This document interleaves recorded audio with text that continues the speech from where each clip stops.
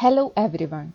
We at Team Enlight brings to you Enreason, the daily news analysis program to help you sail through the UPSC Civil Services examination. This is the list of topics that are taken for today's discussion. Have a glance at it.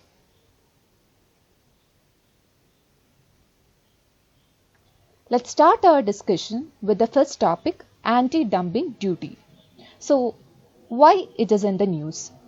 The Commerce Ministry has recommended the imposition of anti-dumping duty on pharma from China. So in this context, we must know what is dumping, what is anti-dumping, what is the difference between anti-dumping and countervailing duties. So what is basically dumping?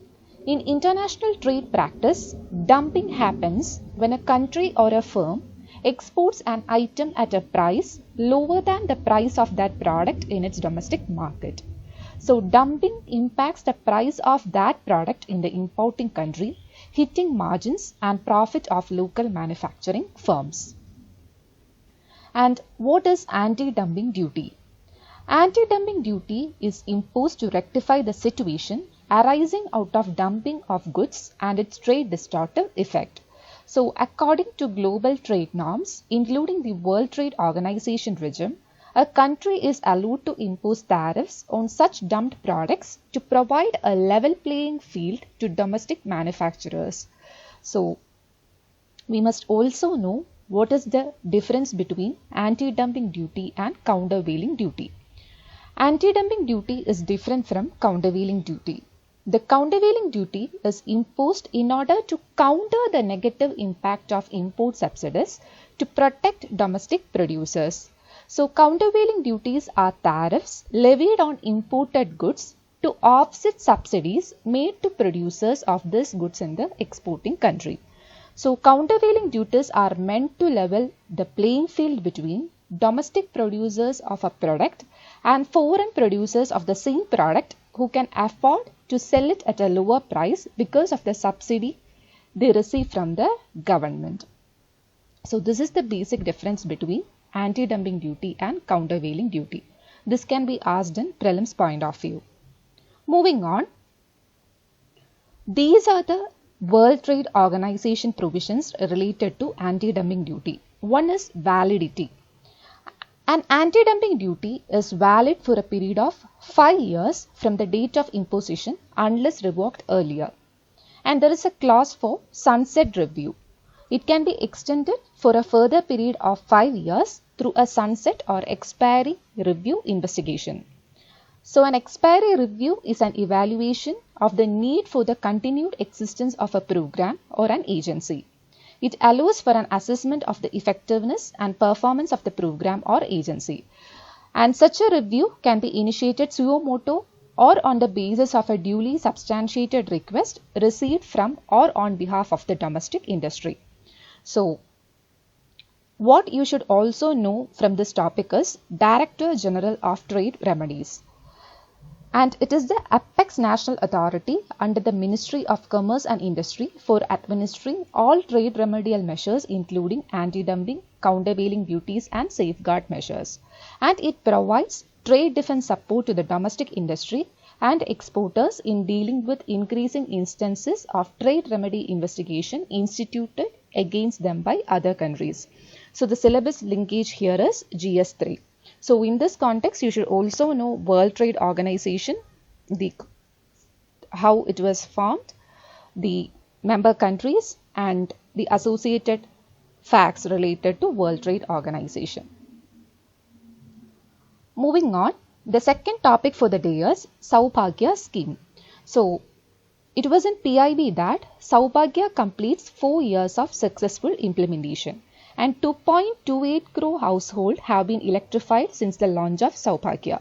So, in this context, we must know the basic facts about Saubhagya scheme. The full form of Saubhagya is Pradhan Mantri Sahaj Bijli Har Ghar Yojana or Saubhagya, and it was launched in the year 2017. Under Saubhagya, free electricity connection to all households, both APL and poor families in rural areas and poor families in urban areas will be provided. And Rural Electrification Corporation has been designated as the nodal agency for Saubhagya scheme. This is important. It can be asked in prelims point of view. And the scheme aims to achieve universal household electrification in all parts of the country. And all DISCOMs, including private sector DISCOMs, state power departments, and RE cooperative society shall be eligible for financial assistance under the scheme. And regarding the eligibility, the prospective beneficiary household for free electricity connection under the scheme would be identified using Socio-Economic Caste Census 2011 data. However, unelectrified households not covered under SECC data would also be provided electricity connections under the scheme on payment of Rs 500, which shall be recovered by DISCOMs in 10 installments through electricity bill. Related to the scheme, you should also know the status of power sector in India. The Ministry of Power, which started function independently in 1992, is primarily responsible for the development of electrical energy in the country. And India ranks third globally in terms of electricity production. And as per Paris Accord on Climate Change, India made a pledge that by 2030, 40% of installed power generation capacity shall be based on clean sources, and it was determined that 175 gigawatts of renewable energy capacity will be installed by 2022. This fact can be quoted in your mains answer, as energy is an important topic under GS3. And this accord includes 100 gigawatts from solar energy, 60 gigawatts from wind, 10 from biopower, and 5 from small hydropower. And India has 5th global position for overall installed renewable energy capacity, 4th position for wind power, and 5th position for solar power. And power sector has 100% FDI permit, which boosted FDI inflows in the sector.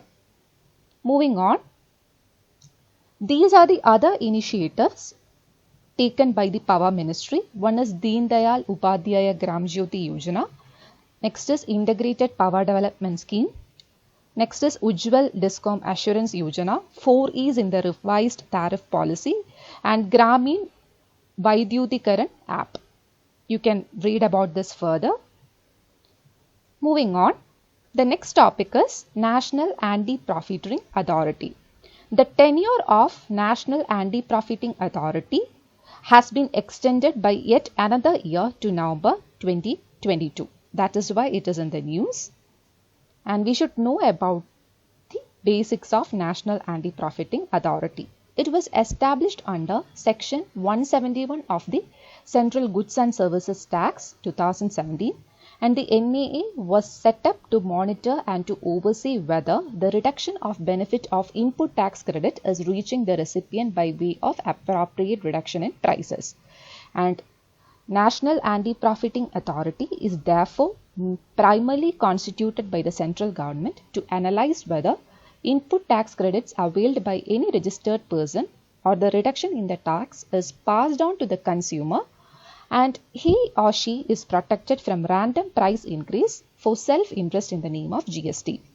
And regarding the institutional framework, it comprises of 5-member committee consisting of chairman, equivalent to the rank of secretary in the government, 4 technical members, and the additional Director General of Safeguards under the Central Board of Indirect Taxes and Customs would be the secretary to National Anti-Profiteering Authority.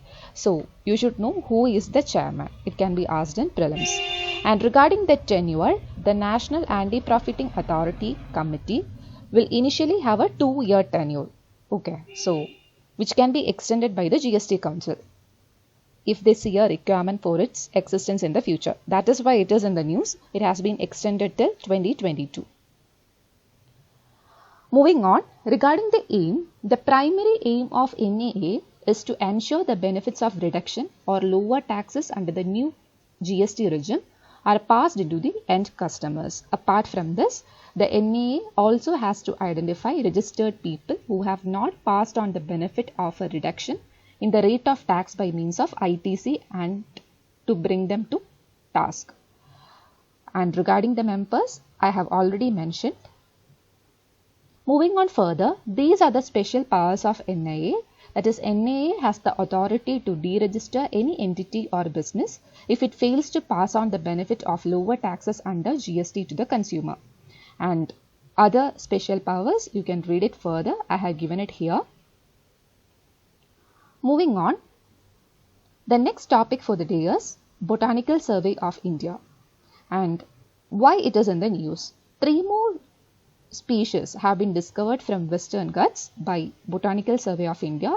So this is primarily concerned with your prelims. So you should know the basics associated with Botanical Survey of India, and it is the apex research organization under Ministry of Environment and Forest for carrying out taxonomic and floristic studies on wild plant resources of country.